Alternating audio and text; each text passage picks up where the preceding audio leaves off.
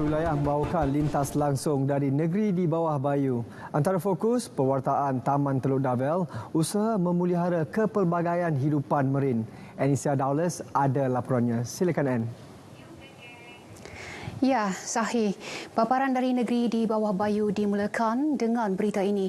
Hujan lebat beserta ribut petir dan angin kencang yang diramal melanda Sabah dalam tempoh 9 hingga 10 Julai ini dijangka turut sama membawa kepada fenomena garis badai pada awan.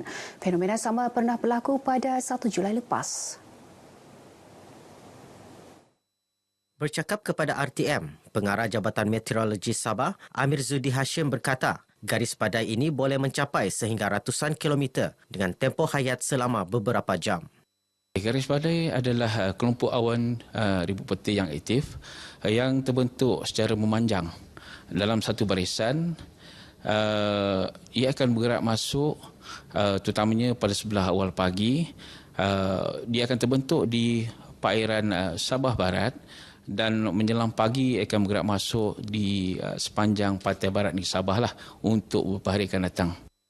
Menurutnya, kejadian garis badai juga berpunca akibat sistem cuaca tekanan rendah di barat Filipina yang dijangka bergerak menuju ke timur Vietnam dan berpotensi membawa angin baratan. Fenomena garis badai juga dijangka membawa kepada kejadian angin kencang dan hujan lebat. Sehubungan itu, orang awam khususnya nelayan diminta sentiasa peka dengan keadaan cuaca semasa serta mengelak berlindung di bawah pokok ketika garis badai melanda. Pewartaan Taman Teluk Darvel seluas 117,000 hektar dengan 56 buah pulau di dalamnya dijangka dilaksana tahun depan. Ke arah itu, satu memorandum persefahaman MOU ditandatangani Taman-Taman Sabah dan WWF Malaysia bagi menyediakan pelan pengurusan yang efektif dalam usaha membangunkan Taman Teluk Darvel. MOU ditandatangani Pengarah Taman-Taman Sabah, Dr. Maklarin Lakim dan Pengarah Eksekutif WWF Malaysia, Sofia Sikelim, disaksikan Pembantu Menteri Pelancongan Kebudayaan dan Alam Sekitar, Datuk Jonisten Bangkuai, mewakili menterinya Datuk Jafri Arifin. Sudah tentulah usaha conservation ini juga apabila dunia luar melihat usaha negeri Sabah dalam konservasi, pemeliharaan, semua ini akan menarik minat pelancong kerana tertarik dengan usaha kerajaan negeri Sabah dan juga Malaysia dalam konservasi marin kita. Pelan pengurusan Taman Cadangan Teluk Darvel yang mana ia adalah sesuatu alat yang penting sebab apabila dia diwartakan nanti maka kita memiliki satu garis panduan bagaimana ianya akan diurus dengan sebaik-baiknya, dengan sewajarnya, selaras dengan aspirasi pewartaannya. On behalf of WWF Malaysia, we are so proud to be working with Sabah Parks to make this happen. And the MOU for the next 5 years is where we look forward to close collaboration in the interest of community, in the interest of conservation, and also to ensure that sustainability for fisheries. And as you have heard, the great tourism potential for Sabah. Pewartaan Taman ke-10 di bawah pengurusan Taman-Taman Sabah ini berupaya memelihara kepelbagaian hidupan marin, menambah baik dan melestari industri perikanan serta membuka lebih banyak peluang pelancongan.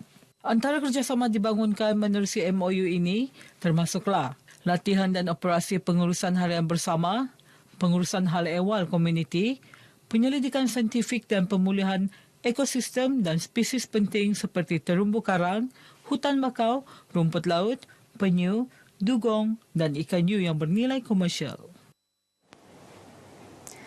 Menjelang ibadah korban sempena Hari Raya Aidiladha, pelbagai pihak tampil melaksana CSR menerusi penyerahan lembu.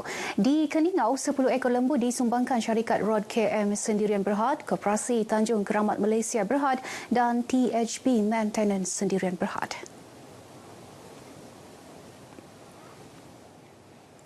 Majlis penyerahan disempurnakan Timbalan Menteri Kerja Raya Datuk Ata Kurub.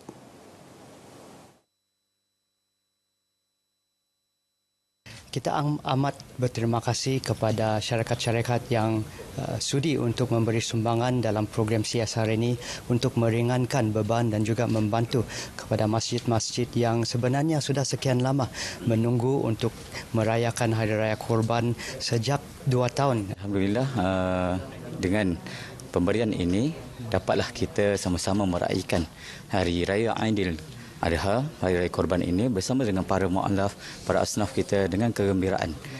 Dengan pemberian ini syukur dapatlah penduduk pendalaman kita merasai daging-daging segar.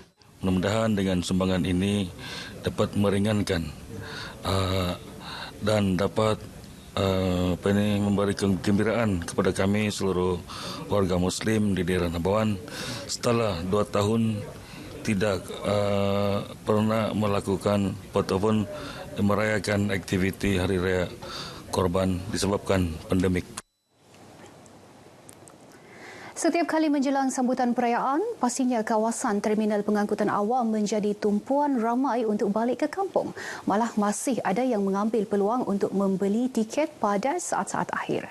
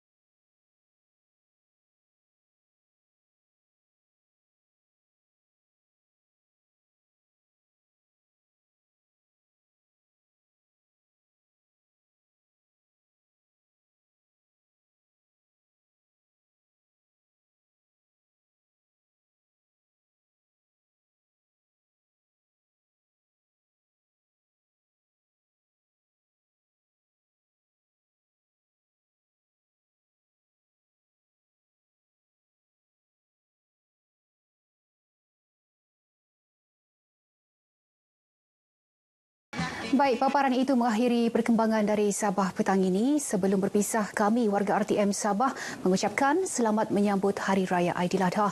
Semoga ibadah korban kita diterima Allah. Berita seterusnya kembali kepada Sahih. Silakan, Sahih. Terima kasih, Ann.